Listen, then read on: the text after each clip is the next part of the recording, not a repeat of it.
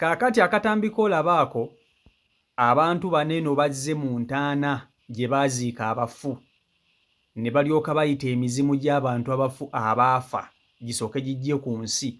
Ndowooza balina emikolo gye baagala okukola ng'emizimu gino gizze.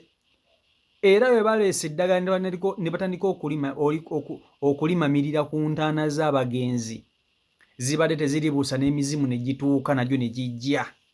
Emizimu bwe gituuse gizze n'obukambwe bungi bw'amaanyi era gikutte abantu ababadde bazze wano. Oyo omukazi gw'olaba ali ku ntaana, omuzimu gw'oyo nannyini ntaana eyo gumukutte era gwe gumuliko. Waliwo n'omwana ali mu kwetooloola dduka naye omuzimu gumukutte baguyise. Waliwo omukazi ali wali omulala asansabaga ali ati naye omuzimu gumuliko gumukutte. Oba kino kitegeeza kye bali mu kukola. Sijja kulimba oba bali mu kusamira, oba bali mu kusiba mizimu, oba bali mu kusaddaaka, sijja kukulimba. Oba bali mu kutereeza lubaale wa kika, sinange sijja kulimba. Naye okusinziira katambi kano, abantu bano balabika ba famire. Ndowooza ng'emizimu gye bamazeeko emirembe, nga bawulira bakooye. Omanyi musobola okubeera ewaka naye nga emizimu gy'ekika oba abafu be mwaziika mu kika kyammwe nga be bamu ku abo ababamazeeko emirembe. Kati nga mulina emikolo gye mulina okukola ne mubakolera emikolo basobole okubeera mirembe gye bali, nammwe mubeereko n'emirembe. Kati abantu bano balabika kye bali mu kukola. Era omuzimu guzze ne gusooka gukwata omukazi. Eyo entaana oyo omukazi gy'aliko omuzimu gwe gumukutte. Eno bwe bayimba ennyimba, waliwo ate oli omwana adduka eyeetooloola alinga ennyonyi.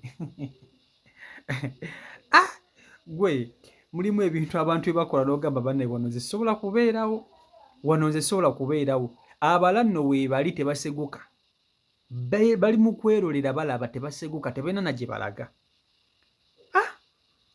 Naye bannange omuntu bw'afa naye aba asaana n'afunako ku mirembe.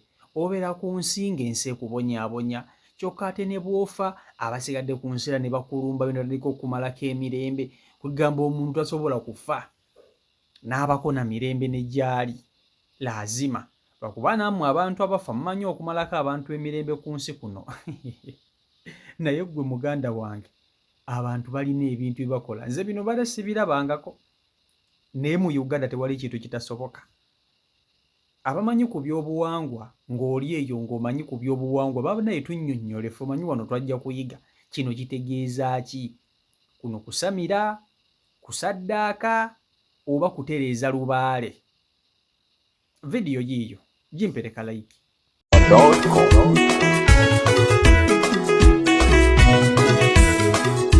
Odayebalanga bebusoga ndiri embagaireku obusoga bulaire kuba bayisindigi ndese byaka nabasubizaira ndiye ndibandira ndira na bindi balabenda okuwulira imwe muzirikirire nze ndikwenda kwogera ate mutambuza wasiwasi yendimo galiwo obuzibu imwe abatotono musima byenemba mutyamawo oida abantu abalamu tibasiima aliwo basima mutuzi obulagizi bw'omukola nabweyanzaira akajambo kakano yeguninzani yemugagira mutyo nze nabasasula ki wabula ebigambo byembona nenda kubigaya abantu musirike mbwena abantu benkwe bayisina babona balikuona iganga otuba busoga twalike tuteesera ketwisa kirala aya bafuzi benono tibakatesa kigambo kyankwe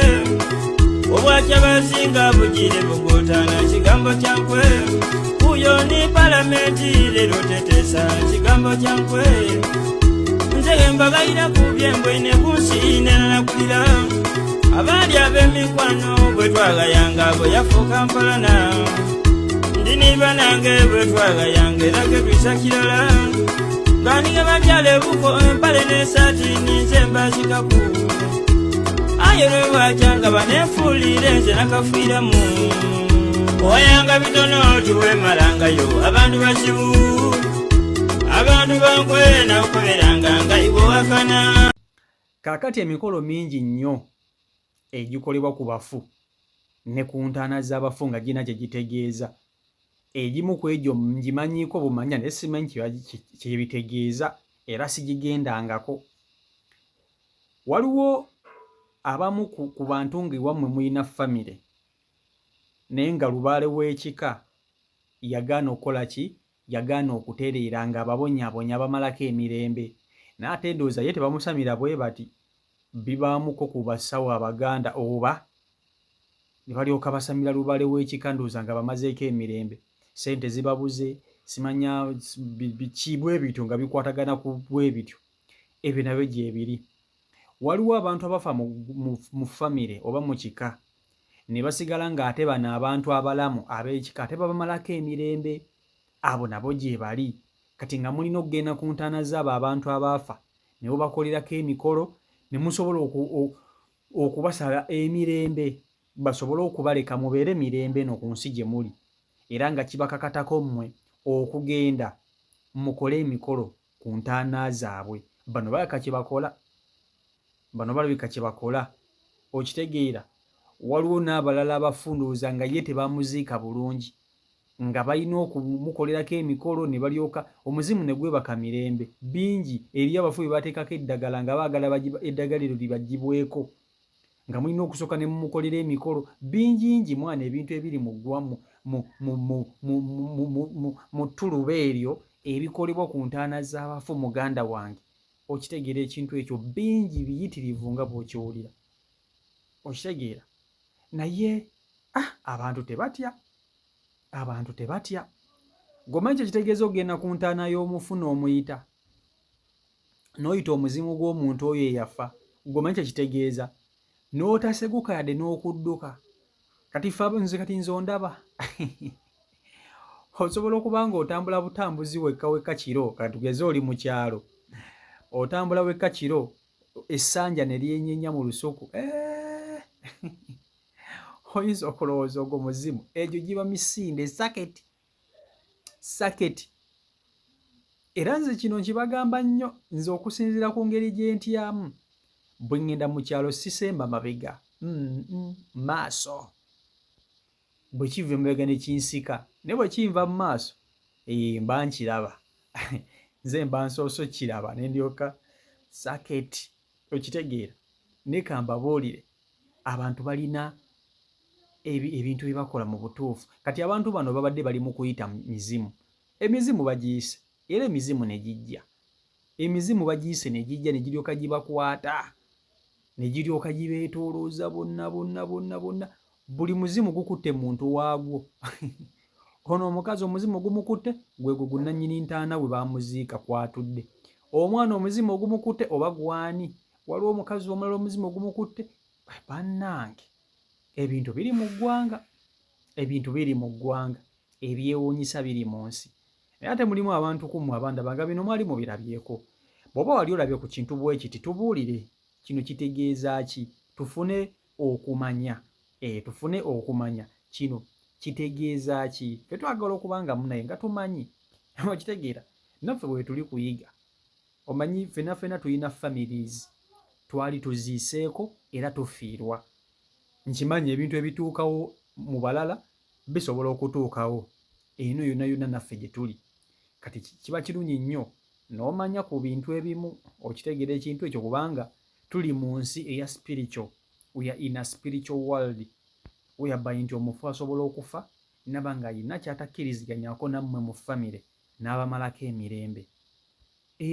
Omuntu asobola okufa ne bamuziika, naye gye mumuziise naba nga alina kyafa takkiriziganyiza nakyo nga yeemulugunya, ng'aluluma. Abafu bano baluluma. Abeereyo nga mwamuziika wansi naye ng'aluluma. Nga mu kululuma okwo mulina okubaako ne kye mutereeza alyoka akkakkane. Kati bino ebintu bibeerawo mu buli famire. Newankubadde mulimu abantu abamu abeefuula abalokole ennyo, bo tebakola bintu bwe biti, gye bali. Naye nga bino ebintu mu famire zonna gye biri. Ate seba abalokole okumanya bo bagamba n'amalaalo tebagalima, naye nga lwaki tolima malaalo?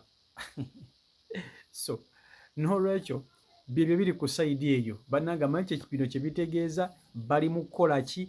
Tunnyonnyole, tuyige era tumanye era tusome. So CEO Michael Uganda YouTube channel kwoli, mwebale nnyo okuba nti ate mugobera abeekumira ku mukutu, mwebale okusubscribinga saako n'okuba nti ate mu followinga tugenda kuweza aba subscribers emitwalo 5 mwandibadde mutandika okuba nti ate mutuwayoko ku cake gye tunasala yaman. So mbaagala nnyo, Omukama Katonda abankuumire abankolere obulungi obutagambika, mubere bulungi, mweraba. Peace and love.